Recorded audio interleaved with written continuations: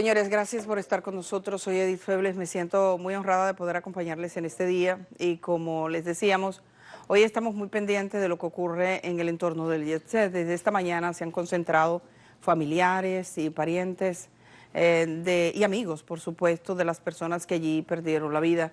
Hay unas imágenes de un dron, señor director, que fueron las primeras imágenes aéreas que logramos tomar de este lugar y que nos permitió ver la magnitud del daño, el daño que sufrió, porque fue una plataforma que cayó completa, no es que cayó un pedazo, que cayó un pedacito, que cayó una esquina, fue completa. Y por supuesto, nosotros en este programa hemos hecho un esfuerzo por ahorrar imágenes que sean muy dolorosas para la gente, nunca publicamos cuerpos, de hecho estamos contra aquellos que difunden datos, por ejemplo, de la manera en que encontraron cadáveres, sobre todo de aquellos que son personas conocidas. Hemos visto esto y pensamos que en los órganos de emergencia de la República Dominicana, a quienes uno le agradece ese trabajo que han hecho, debe existir ciertas reglas, ciertas normas y que esto es una lección de vida para el futuro. Hoy he invitado a este programa a una ingeniera, ella está especializada no solo en infraestructura, sino también en otros aspectos de la ingeniería y la manera en que tenemos nuestras edificaciones que nos puede ayudar, por ejemplo, en materia sísmica, que es muy importante. ¿Qué pasaría si fuera un sismo? Esto ocurrió sin un sismo. Pero se supone que el que está preparado para lo más, está preparado para lo menos. Sí. Eso significaba que si esa infraestructura hubiese sido preparada para enfrentar un sismo, esto no hubiese ocurrido. Evidentemente, Frinet Muñoz está aquí, ella es académica, he conversado con ella antes, dice que a mucha gente le ha interesado y me pareció que hoy, conmemorando este día, era un buen día para hablar de las reglas, de las normas y la manera en que operamos. Así que Frinet, muchas gracias y qué bueno que estés con nosotros esta mañana. Gracias, Edith, por la invitación, de verdad, muy agradecida.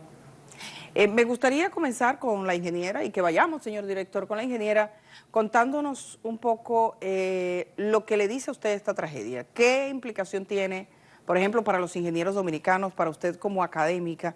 ¿Qué desafíos usted ve de una vez? Bueno, realmente es un mea culpa. Es muy extraño, como dijiste, que todo colapsara al mismo tiempo. Incluso cuando una estructura falla por peso propio y por cargas de servicio es muy extraño, a menos que tenga algún evento o incidente que no fue el caso, un sismo, una tormenta. Entonces, realmente tenemos mucho que replantearnos de esta tragedia. Yo te comenté, no se puede sacar nada bueno. Ahora, hay lecciones como la regularización de las estructuras, cómo enfocamos la construcción en este país, la falta de profesionalidad que existe en muchos casos, el desorden que hay, es un desorden mayúsculo, yo lo vivo día a día. Quizás la opinión pública se ha hecho eco en este momento, pero por el trabajo que realizo, yo lo veo día a día.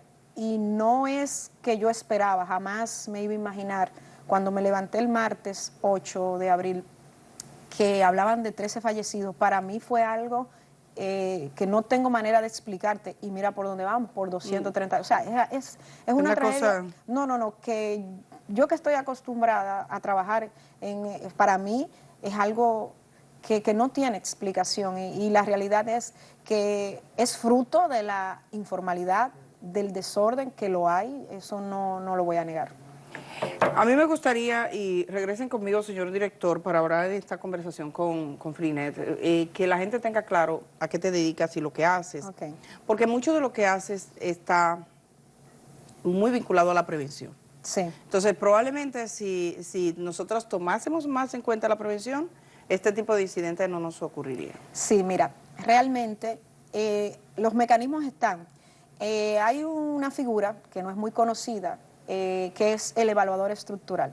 El evaluador estructural es un ingeniero que se especializa en evaluar las estructuras ya existentes, en definir las posibles situaciones que tenga una estructura, ya sea porque va a cambiar de uso o función, ya sea porque no esté actualizada con las normativas dominicanas e internacionales. Entonces, esa figura es un evaluador que analiza la estructura y todos sus aspectos fundamentales en términos de resistencia. Entonces, nosotros lo que hacemos es que hacemos levantamientos in situ, vamos al lugar, tomamos una serie de muestras. Es básicamente lo mismo que está haciendo la ONESBI en este caso, pero obviamente la diferencia es que la estructura colapsó y nosotros los hacemos a estructuras o a edificaciones existentes.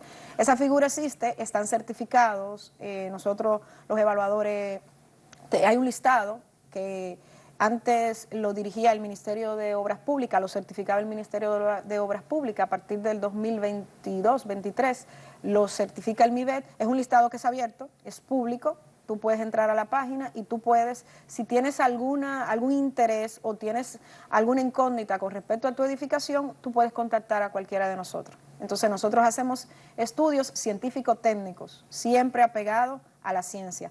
La valoración mía personal respecto a una estructura queda de más. O sea, todos los dictámenes y todas las recomendaciones o conclusiones que yo llegue es a partir de una serie de ensayos, pruebas, y es como utilizando el método científico, es prueba y error. Nosotros nos hacemos unas hipótesis y a partir de ahí la vamos descartando con los ensayos de campo y el trabajo de oficina.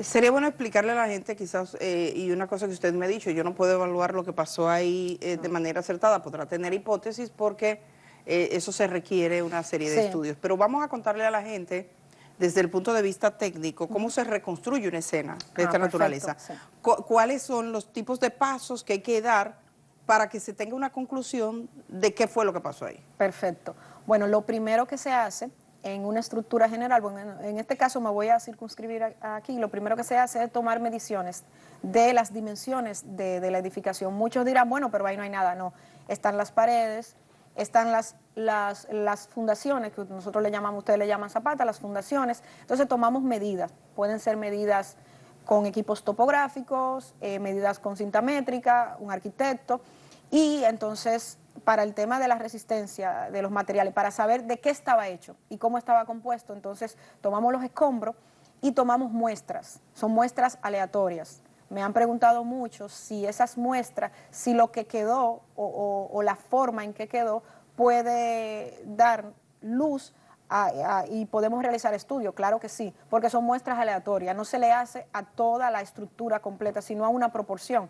Y las reglamentaciones y los códigos, tanto nacionales como internacionales, establecen cuál es la cantidad. Entonces, a partir de esa prueba tomamos muestra. Exactamente, por ejemplo, como cuando usted tiene alguna afección, alguna enfermedad, usted toma una muestra de sangre, nosotros tomamos muestra de las vigas, de los muros, de las zapatas, y entonces hacemos todos esos levantamientos a partir también de las cargas. También me han preguntado que cómo se va a suponer el peso de los aires, el peso del fino, que han hablado mucho. Todos esos escombros están ahí. Los equipos tienen especificaciones de peso. Se utiliza también mucho el histórico de fotografías. Por ejemplo, fotografías anteriores, videos son interesantes. Yo me he ilustrado mucho y me he retroalimentado mucho con todos los videos que los diferentes medios de comunicación han hecho, y se hace un histórico. También a veces, si es el caso, se busca la empresa que diseñó y construyó. Si los planos existen, es de bastante ayuda, pero que los planos no existan no quiere decir que no se pueda recrear la edificación. Después que se tienen todas esas muestras, entonces lo que se hace es que se analiza en programas computacionales de elementos finitos y modelos matemáticos, y se recrea la estructura tal cual estuvo anterior. Se somete a cargas. ¿A cuáles cargas? Al propio peso de la estructura, lo que pesaban los elementos, y a todos los elementos, ya sea luces, los elementos no estructurales, luces, el fino, los aires acondicionados, los compresores, cualquier elemento que sea externo que solamente aporte cargas. Y a partir de ahí, entonces, los análisis van a dar unos resultados. Esos resultados están totalmente apegados al método, porque recuérdense que se tomaron muestras del edificio, y son todas y cada una con unas proporciones establecidas, y esas proporciones te dan a ti la idea exacta de cómo era el comportamiento del hormigón, cómo era el comportamiento de acero, cómo se comportaron los muros, porque nos hemos enfocado mucho en el techo solamente. Obviamente fue el techo que se cayó, pero los muros pudieron haber cedido. No lo podemos ver de forma en las cámaras ni en los videos, pero pudieron haber se Sí, movido. que Entonces, si se mueven los muros. lateralmente, si las vigas estaban apoyadas encima de los muros, sí se movieron. Entonces usted me dice, pero no cayeron, sí, pero pudieron desplazarse. Ese desplazamiento se puede tomar las medidas con equipos topográficos, con escáner también, que recrean con una nube de puntos y coordenadas O toda sea que la ahí no estructura. hay dudas, eso No, queda no, mire, científicamente, estamos en capacidad de probar que eso no estamos en pasó. capacidad. Por eso yo le digo a la gente, a todo el que me ha preguntado, es un proceso tedioso. Es un proceso tedioso y es un proceso que toma tiempo. Pero yo le aseguro a usted que si se siguen los protocolos y las herramientas, la ONESBI la tiene los equipos, porque son equipos de alta tecnología, obviamente. Y me comentó alguien que, bueno, desvinculado de ONESBI, pero sí vinculado al Poder Ejecutivo, de que se trajo un equipo especial para esta investigación. Sí, sí, Que y se aquí requirió un equipo adicional. sí, sí, quizás para el tema, como eran vigas postensadas, para verificar el tema de la corrosión también, que quizás se ha podido hablar mucho y se ha podido tener esas premisas, pero la realidad es que aquí están los equipos y la ONESBI tiene muchos profesionales realmente capacitados. Y si se hace con el protocolo, Edith, no hay forma de que no se sepa lo que realmente pasó. Ahora, como le dije, por fotos, por video, nosotros podemos tener hipótesis, premisas, pero para corroborar eso hay que realizar esos estudios. O sea, ya incluso todos sabemos que va a llegar un momento, ya hay demandas, está judicializado y a un juez hay que probarle. ¿Cómo fue? ¿Qué pasó? Sí, ¿Qué por fue? ejemplo, cuando yo realizo este tipo de estudio y lo someto ante el Ministerio de la Vivienda, yo tengo que someter todas las pruebas. Esos núcleos, esos testigos que yo extraigo y lo llevo al laboratorio, me entregan una certificación. Yo tengo que presentar fotos con fechas ¿Y de cuándo lo tomé. cuánto podría tardar una investigación? ¿Se le llama investigación forense? Sí, A una sí, es caída? una investigación forense Porque es ya la, no existe. no, es la misma estudio de vulnerabilidad, pero aplicado a una estructura que Que ya colapsó. cayó. Correcto. ¿Y cuánto tiempo lleva concluir eso? Depende el tipo de estructura, el tamaño. Por eso cuando hablábamos de 3 meses es un tiempo justo y suficiente para poder colectar toda la información, porque a veces cuando estamos haciendo el proceso tomamos muestra, pero llegamos a gabinete y nos faltan uno que otro dato, tenemos que volver. Entonces es un proceso interactivo entre ir continuando tomando muestra y retroalimentando la información que tenemos. Entonces toda esa información debe de ser realmente avalada por tanto informes científicos como técnicos y se involucran varios ingenieros, los ingenieros de levantamiento, los ingenieros que utilizan los equipos, los ingenieros de análisis y finalmente ya el ingeniero o el grupo de ingenieros o la comisión que va a dar el dictamen a partir de la recreación y del análisis de la estructura. Para todos nosotros que no sabemos nada de construcción, ¿verdad? Esto fue una verdadera sorpresa. Pero dada la cultura dominicana, ¿a usted le toma por sorpresa que algo así pueda pasar? No me tomó por sorpresa, la cantidad de fallecidos sí me tomó por sorpresa, pero por las condiciones que yo veo diariamente en este país, no. Realmente, no sé si te comenté, de 10 trabajos, porque nosotros no solamente nos dedicamos a evaluar estructuras, nosotros también diseñamos estructuras nuevas, pero de 10 trabajos, 8, 7 son de evaluar estructura existente y 3 son nuevas. ¿Qué quiere decir eso? Que las personas no utilizan el protocolo correcto, sino que es posterior. Y generalmente esas edificaciones no tienen plano, es realizada por un maestro constructor y no tiene los protocolos ni están con las reglamentaciones actuales de los códigos y los reglamentos que tenemos. Entonces no me tomó por sorpresa, lo que sí fue la cantidad de fallecidos. Sí, claro, la cantidad de fallecidos, pero digamos que nuestro país tiene edificaciones vulnerables. Muchísimas. O sea, usted se encuentra todos los días. Sí, ¿Cuáles son los todos tipos días. de problemas más frecuentes? Generalmente los problemas más frecuentes son la fragilidad del hormigón. Cuando tomamos las muestras, el hormigón, nosotros trabajamos con resistencia, con presión, eso es un valor que identifica la calidad del hormigón, siempre es más bajo que el que se debe según la normativa, la cantidad de acero, porque el hormigón armado trabaja junto, trabaja acero y trabaja el hormigón per se. Entonces muchas veces encontramos que no le colocan la cantidad suficiente de refuerzo. Acuérdese que usted comentó inicialmente que una edificación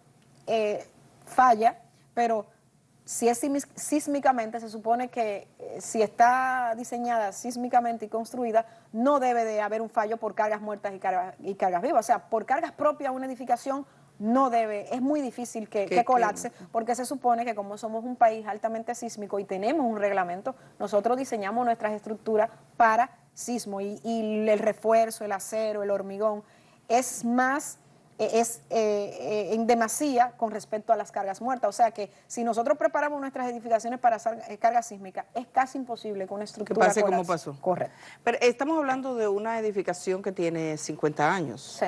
Según lo que tenemos entendido. Esta edificación tenía 50 años, aunque su destrucción fue ahora, o sea, el incidente, y la discoteca como tal tenía 30 años allí. Originalmente era un cine. De hecho, en estos días me habló una persona para decirme de otro cine similar en la ciudad que sigue siendo cine y que es la misma estructura, que al parecer la hizo la misma gente. Me dijo, tú entras a ese cine, tú entraste al Jet Set.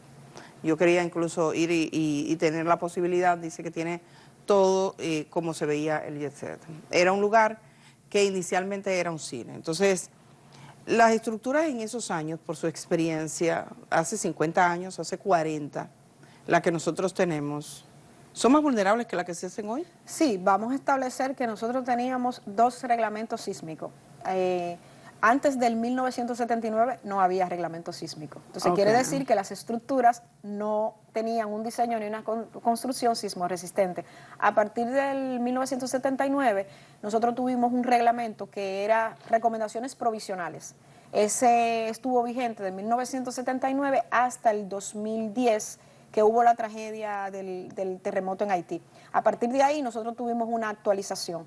Una de las características que tenía esta edificación es que como fue construida antes de la puesta en vigencia de ese reglamento, debió de pasar por un estudio de vulnerabilidad para verificar su resistencia, su vulnerabilidad, y en tal caso de que requiriera, debió de pasar por un reforzamiento para actualizarlo con ese nuevo reglamento. Cuando nosotros vemos, por ejemplo, las torres que se construyen en la ciudad, las nuevas edificaciones, ¿esas respetan los mandatos? Sí, por algo tan sencillo, porque tú necesitas tener un título de propiedad del apartamento. Entonces, para tú poder obtener o que el desarrollador obtenga ese título de propiedad, necesita tener una licencia de construcción. Entonces, para obtener la licencia de construcción que te emite el MIBET, tú tienes que tener un diseño sismo resistente. Entonces, obviamente, sí, todas esas torres, la mayoría, obviamente no voy a decir que todas. Sí, no, porque es un compromiso. Pero, sí, exacto, la mayoría tienen esa característica que como tú tienes que hacer lo que se llama un régimen de condominio para sacar un título de propiedad de cada apartamento,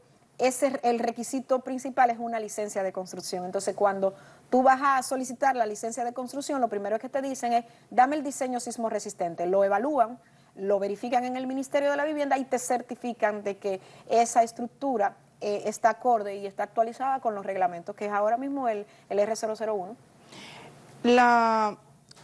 El cambio del uso de una infraestructura requiere un permiso. Sí, también lo mismo. Cuando yo entrevisté al señor Espaillat, él decía que se cambió de cine a discoteca, no pasó nada entonces, o sea, no hubo revisiones. En ese momento estaba vigente que el cambio de uso de suelo implicaba... ¿En qué fecha? Hace 30 años. No. No estaba... No, pero eso es gravísimo. Pero si la edificación tuvo otro remozamiento, sí, obviamente, sí. porque esa edificación, primero incluso por el tiempo, como esa edificación se construyó antes de ponerse en vigencia el reglamento sísmico, que fue a partir del 2011, por temas de actualización debió de pasar, también por el tema de cambio de uso, también por el tema de si se hizo algún remozamiento, porque por más pequeño que sea el remozamiento, sí, eso debe de ser evaluado por un ingeniero o mínimo por un arquitecto. A mí me llegan casos a mi oficina que el arquitecto lo contrata una persona para que le haga un remozamiento. El arquitecto entiende que la infraestructura resistente está comprometida, entonces me llama a mí. O sea, es un proceso interactivo. Sí. Y entonces a partir de ahí uno decide si la estructura debe de pasar por una evaluación íntegra o si es solamente una recomendación del lugar. Bueno, hay muchas preguntas. Yo quiero que la gente que está en sintonía y que nos está mirando en vivo formule las preguntas que quiera para la ingeniera. La ingeniera Muñoz está con nosotros esta mañana. Usted imparte docencia en 2 centros universitarios relevantes de nuestro país, pero además conoce y participa todos los días en este tipo de trabajo. De modo que es una oportunidad de conversar un poquito más que la tragedia misma, con las lecciones que nos deja este hecho tan doloroso. Sí. Porque de verdad que es muy doloroso, del cual hoy se cumple exactamente un mes. Vamos a ir a la pausa y regresamos enseguida.